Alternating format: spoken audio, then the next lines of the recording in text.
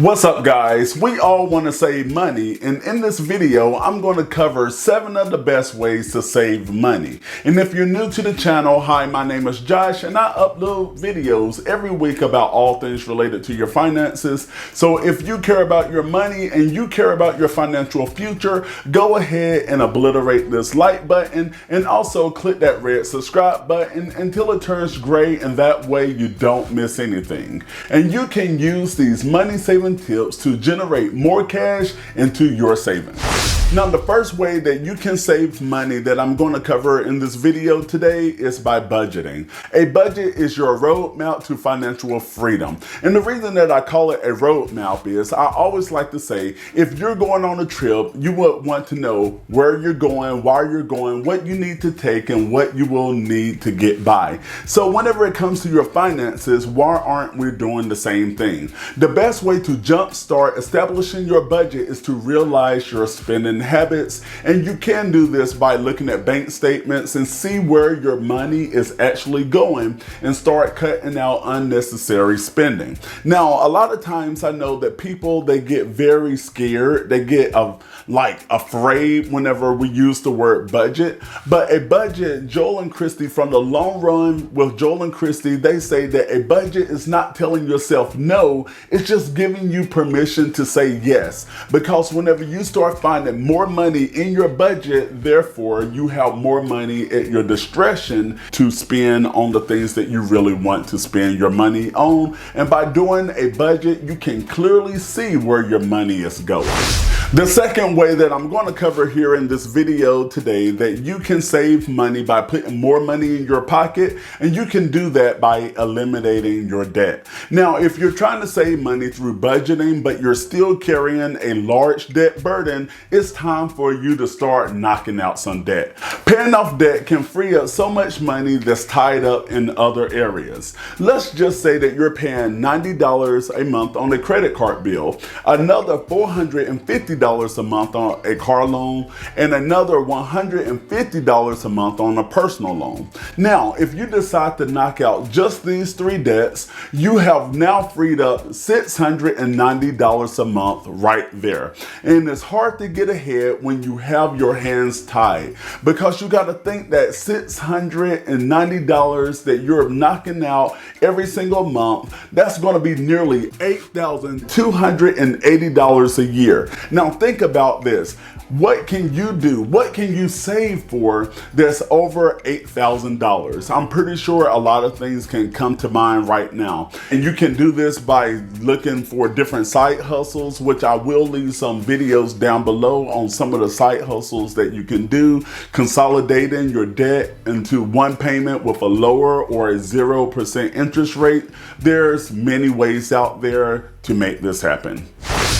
Number 3, pay yourself first. Make saving money a priority. If your job allows a percentage of your earnings to be directly deposited into your savings account before it hits your checking account, take advantage of that, because you really can't miss money that you never did have in your possession in the first place. Or you can set up an auto debit from your checking account to your savings account on payday, and that way you're not really dependent on that money. Whether you're setting aside $50 every 2 weeks or $300 a month, don't cheat yourself out of a healthy long-term savings plan.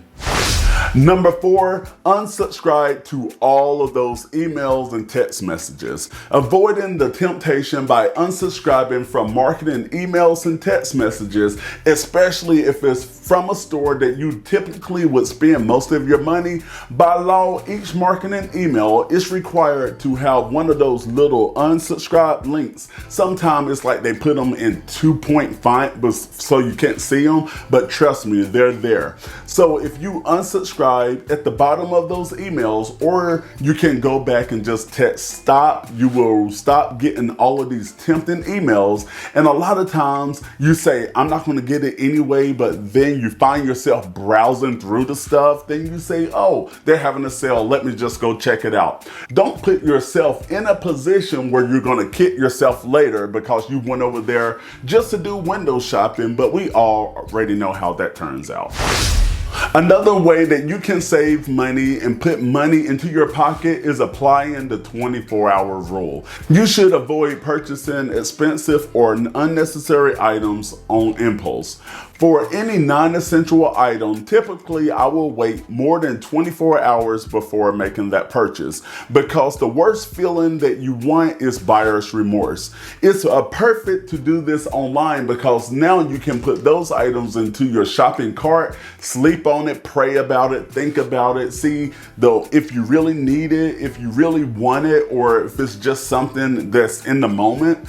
And if you really do want it or you really do need it, then you can go back to that online shopping cart and go on and click buy, or you can go back to the store. And sometimes people will say, well, it may not be at the store later, so I have to get it now. Or the salesperson will actually tell you, hey, this is not gonna be here long. Y'all, if it's not there, the way I look at it is, it wasn't mine in the first place, so I'm still in the same position with the same amount of money in my pocket, versus going off an impulse or what a salesperson told me. Then I'm kicking myself later because now I'm stuck with this $500, $600 item that I really didn't need in the first place, and I might tinker with it for a week, then it just sit on the shelf. Then I have to end up putting it on Facebook Marketplace. You know how those things go. Or you can consider chilling at home, and just know that it is okay to invite friends over time to time. If you have a temptation to go somewhere for a social event, going somewhere often means that you're going to end up spending money just to enjoy someone else's company. Instead, you can mix it up a little bit, invite your friends over, have them to bring some drinks, you order some pizza, you can have a game night, movie night, poker night, just sit around and just have fun night. And you're saving more money by staying at home versus just ditching out all of this cash for a few hours on the town, where you can just stay at home and just take it all in, go over to their house. And coming in at number 7 on how you can save money is by cooking at home. Now listen here, I know that you probably heard this advice before, and if you want to save money, simply just stop eating out so much. If you want to be on the conservative side and just spend, just say $50 a week on restaurant food, in total you're spending more than $2,500 a year. Yes, that's just $50 a week. And a lot of us, we can spend over $50 a week, just say at Starbucks or Chick-fil-A. And you can save so much money by cooking at home. And you can check out From Someone's Kitchen right here by clicking the icon. That will also help you keep money in your pocket, and also click on my icon to subscribe to the channel if you haven't already done so. And check out more videos right over there about all things related to your finances. And I will see you in the next video.